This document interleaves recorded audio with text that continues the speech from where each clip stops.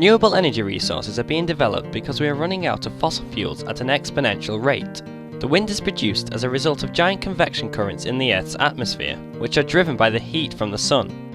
Wind turbines use the wind to drive turbines directly. The blades are connected to a housing which contains gears linked to a generator.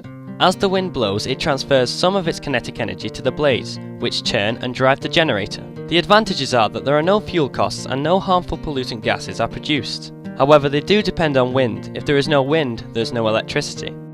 Like the wind, water can be used to drive turbines directly. Wave machines use the kinetic energy of moving water to drive turbines, which then drive electric generators. Another way of using water is to build a tidal barrage over a river estuary to make use of the kinetic energy in the moving water. The barrage contains electricity generators which are driven by the water rushing through the tubes in the structure. Hydroelectric power stations are dams built across a river valley. The water high up behind the dam contains gravitational potential energy. This is transferred to kinetic energy as the water rushes down through tubes inside the dam. Water-produced energy is good because no harmful pollutant gases are produced, and tidal barrages and hydroelectric power stations are very reliable and can be easily switched on. However, tidal barrages destroy the habitat of estuary species, and hydroelectricity dams flood farmland and push people from their homes.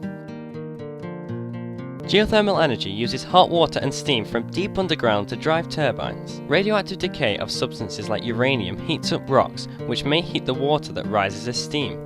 In some places there may be hot rocks but no water. In this situation, deep wells can be drilled down to the hot rocks and cold water pumped down. The water runs over the hot rocks where it's heated up and returns to the surface as hot water and steam, where its energy can be used to drive turbines and electricity generators. The advantages are that there are no pollutant gases produced. However, most parts of the world do not have suitable areas where geothermal energy can be exploited. Finally, you can use solar cells to generate electricity. They convert light energy directly into electrical energy. The advantages are that they can be used in remote areas because they create electricity directly. However, solar cells are expensive and inefficient, so the cost of their electricity is high. But the cost is going down year by year, and eventually, everyone will want it. From a distance, it looks like a shimmering blue lake in the Mojave Desert. But that mirage is really a mirror. 170,000 of them. They're called heliostats. And how much power do you get from each one? So this project will fuel 140,000 California homes. So effectively, one heliostat can power one California home.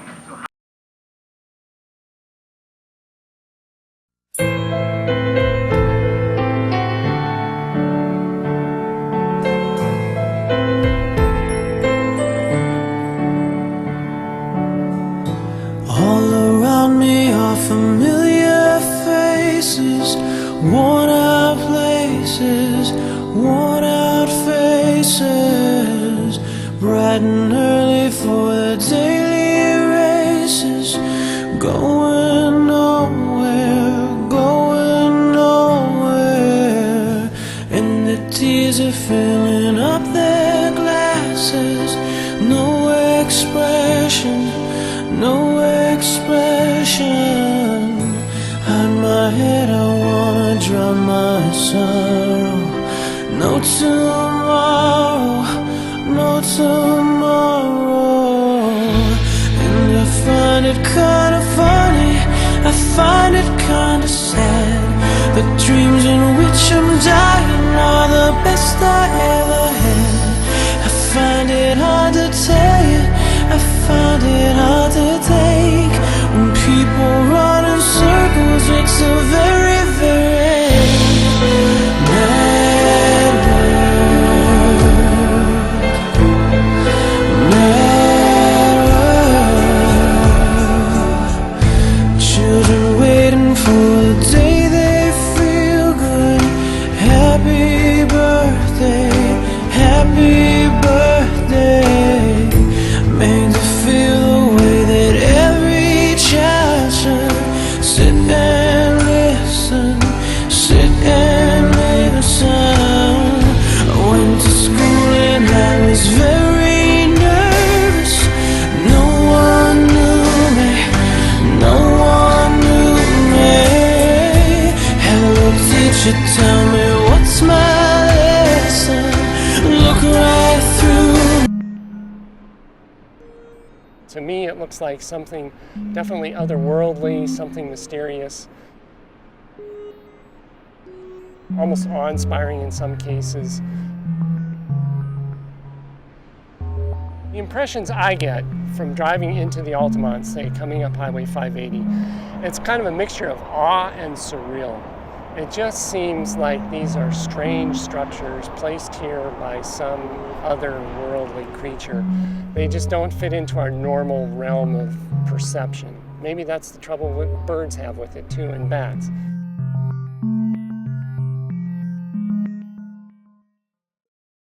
The Altamont landscape is really pretty unique. It's a low elevation range of hills, sort of sandwiched or bookended by higher mountains on either end, and it's a north-south trending mountain range. So it pretty much stands essentially broadside to incoming winds. The Altamont Pass is a great place for wind because as the air comes in from the west, it has to rise up. It gets squeezed together as it passes over the pass, and it's squeezed north to south because there are hills on either side of the pass. And when you squeeze the air down as it flows, it speeds up. And high-speed air is exactly what you want to generate wind energy. These turbines are creating electrical energy, so each turbine has a generator up in the hub of it that's spinning around a set of coils, and as they spin, they create the electricity. So the electricity is actually brought directly from the wind turbine through cables into the ground, and then it goes into a transformer, and then it's sent over to a substation or a transfer station. That's kind of a key element in any energy development, is you can produce energy, but you need to get it onto the grid.